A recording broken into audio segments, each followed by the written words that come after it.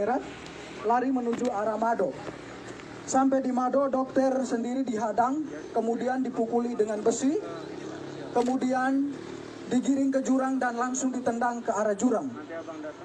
Pada pukul 9 lewat sekitar 11 menit, mereka bergerak lagi menuju ke barak yang kedua yang dipimpin langsung oleh saya sendiri sebagai ketua tim.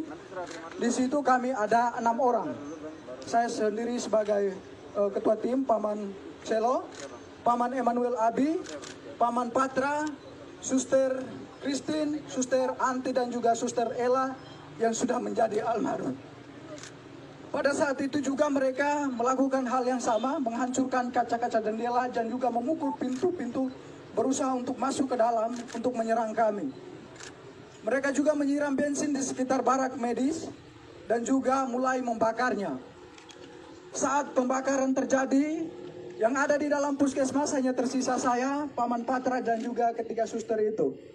Paman Eman saat itu berada di dalam puskesmas karena sedang buang air besar. Pada saat itu sedang terjadi pembakaran, saya sendiri meminta untuk ketiga teman putri saya atau suster untuk kami segera keluar dari dalam barak itu. Tetapi karena mereka perempuan tidak bisa mengantisipasi situasi, sehingga mereka memilih lebih tenang di dalam barak itu.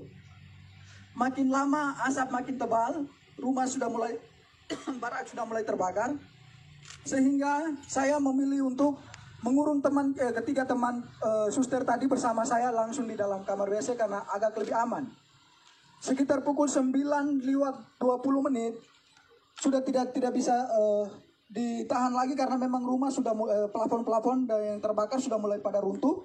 Sehingga saya memilih untuk mengajak ketiga suster ini untuk keluar dari dalam barak medis. Pada saat kami berusaha untuk lari menghindari amukan KKB, kami memilih lari ke depan, mereka sudah menghadang kami pada posisi depan. Kemudian saya berusaha merangkul ketiga suster menuju ke jurang, tetapi sampai di belakang jurang yang ada di belakang barak medis juga mereka sudah berada di situ dengan diperlengkapi senjata dan juga busur dan anak panah. Akhirnya saya berusaha untuk mengamankan ketiga suster ke rumah warga yang terdekat jaraknya sekitar 5 meter dari barak medis itu. Sesampainya di situ mereka juga ada di situ berusaha untuk membakar rumah warga yang di sebelah. Akhirnya saya memilih untuk mengamankan ketiga suster di dalam gedung di dalam kamar mandi dari rumah masyarakat itu. Sekitar 30 menit kami berada di dalam kamar WC. Kejadian semakin brutal, mereka semakin membabi buta memanah teman kami Paman Emmanuel Abi. Kemudian mereka mulai membakar rumah-rumah warga dan juga pasar serta bank, rumah distrik yang ada di sekitaran barak medis itu. Kejadian semakin brutal, akhirnya saya mengambil keputusan untuk kami bisa mengamankan diri.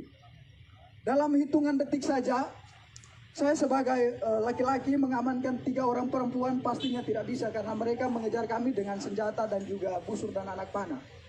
Tidak ada jalan lagi, kami memilih lari ke depan, mereka sudah menghadang ke samping kiri kanan dan juga mereka sudah menghadang semua. Akhirnya di belakang kami terdapat jurang yang cukup terjal, kedalamannya sekitar 500 meter dengan sudut ketajamannya itu sekitar 90 derajat. Tanpa berpikir panjang, saya bertanya kepada ketiga suster itu bagaimana kita harus mengamankan diri. Mereka menjawabnya, kita lompat saja. Akhirnya tanpa berpikir panjang, saya menghitung 1 sampai 3. Dan saya sendiri lompat pertama. Kemudian ketiga suster mengikuti saya untuk melompatnya. Sesampainya di bawah kami pikir bahwa kami sudah aman dari kejaran mereka. Tetapi mereka tetap mengikut kami ke bawah. Sampai ke bawah saya sendiri tersangkut di akar pohon. Kemudian ketiga suster yang lainnya, yang satunya Suster Chris tersangkut di pohon juga. Suster Ella tersangkut di antara semak-semak. Kemudian Suster Anti, dia melompat jaraknya sekitar 150 meter ke kedalaman jurang gitu. Dan dia juga tersangkut di semak-semak. Mereka terus mengikut kami ke bawah, kemudian mendapati Suster Anti di bawah. Kemudian mereka naik, dapat lagi Suster Ella yang sekarang sudah ada di almarhum. Kemudian mereka dapat lagi Suster Chris. Saya sendiri mereka tidak dapat karena saya sembunyi di antara tebing dan juga akar-akar. Kemudian mereka mengumpulkan ketiga suster ini. Kemudian mereka semakin membabi buta. Mereka mulai menelanjangi suster dengan tidak membuka pakainya secara sopan, tetapi mereka menelanjangi dia dengan parang tajam atau parang, langsung dipotong saja pakaian mereka, mulai dibuka dari baju sampai celana dalam semuanya. Mereka tiga ditelanjangi, kemudian mulai dianiaya secara tidak manusiawi. Paha mereka ditikam, muka mereka ditonjok, kemudian minta maaf tetapi kemaluan mereka ditikam juga dengan parah. Kejadian semakin brutal karena jumlah mereka semakin banyak. Akhirnya suster-suster ini tidak berdaya lagi. Mereka semakin lemah, akhirnya mereka pingsan. Dalam keadaan pingsan mereka dipikir bahwa mereka sudah meninggal, sehingga terpaksa mereka didorong lagi ke dalam jurang yang lebih dalam. Kedalaman jurang itu sekitar 300 sampai 400 meter. Suster Christine yang didorong pertama, kemudian Suster Anti dan juga Suster Almarhum atau Suster Ella. Sesampainya dibawa ke dalaman jurang itu, Suster Anti langsung pingsan. Dalam keadaan pingsan tidak sadarkan diri. Suster Chris masih sempat dari pingsannya bisa sadar. Suster Ella juga dari pingsannya bisa sadar kembali. Akan tetapi dalam keadaan itu mereka tetap ikut ke bawah. Kemudian Suster Anti dan Suster Chris masih bisa bertahan untuk memilih untuk menghindar dari mereka dengan menyembunyi di semak-semak. Suster Ella yang sudah tidak, walaupun dalam keadaan sadar tetapi sudah tidak berdaya, nyangkutnya di pohon sehingga mereka ikut ke bawah lalu membunuhnya secara babi buta dengan menikam di bagian perut-perutnya dan juga kemungkinan mulutnya dibelah. Sehingga Suster Almarhum dinyatakan meninggal pada saat itu. Kemudian teman-teman yang lain dari barak dokter, Paman Lukas dan juga Paman Siti, Suster Siti, mereka langsung bergegas menuju ke mengamankan diri di Koramil dengan pengamanan para Denny yang ada di tempat itu. Kemudian Paman Denny memilih untuk mengungsi, bertahan di rumah warga. Dokter sendiri langsung ditendang ke jurang. Paman Gerard yang lari bersama dokter ke Mado, sampai dengan detik ini juga belum ditemukan. Suster Ella yang menjadi almarhum sudah ditemukan 2 hari yang lalu, sekitar pukul 17:30 kami berhasil menemukan dia bersama Suster Chris. Suster Chris bertahan selama 3 hari berada di bawah jurang itu. Puji Tuhan dia masih hidup. Yang meninggal hanya Suster Ella. Dia sudah ditemukan dalam keadaan tidak bernyawa. Mukanya sudah penuh pada belatung karena dibelah semua. Luka-lukanya sudah pada belatung semua. Dan kemungkinan ini hari ke-5, ke-6-nya.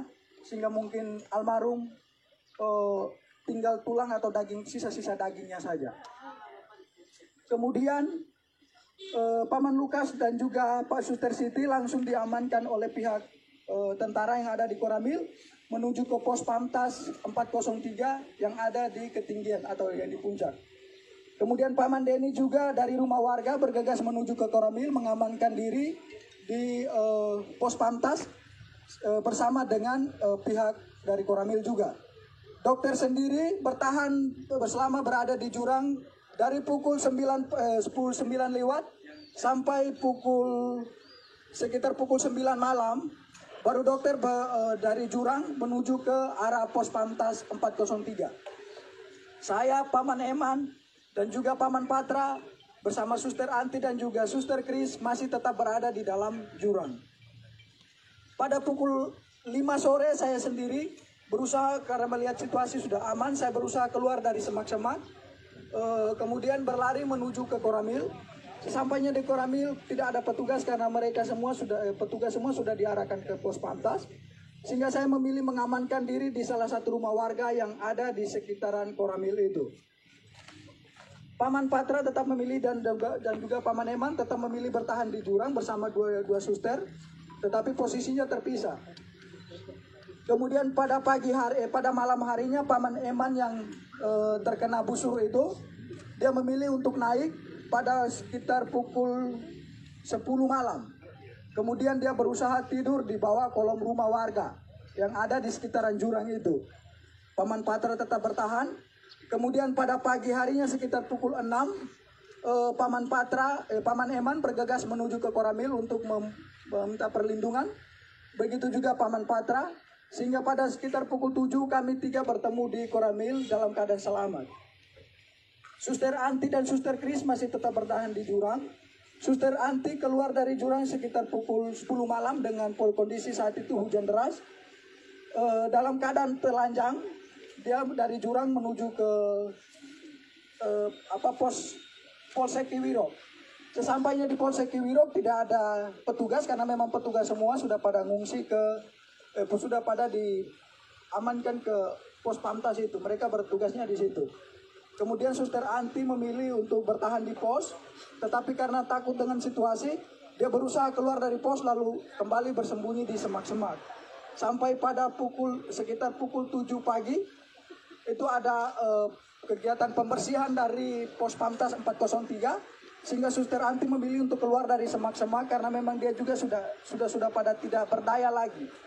Menurut keterangan dari Suster Anti bahwa pada saat itu dia sudah pada siap untuk pasrah, untuk mati karena memang sudah tidak sama sekali tidak berdaya, tetapi dia berusaha merangkak pelan-pelan sampai ke pos polsek sehingga berteriak dan meminta pertolongan daripada pihak pos Pamtas. Istirahat aja.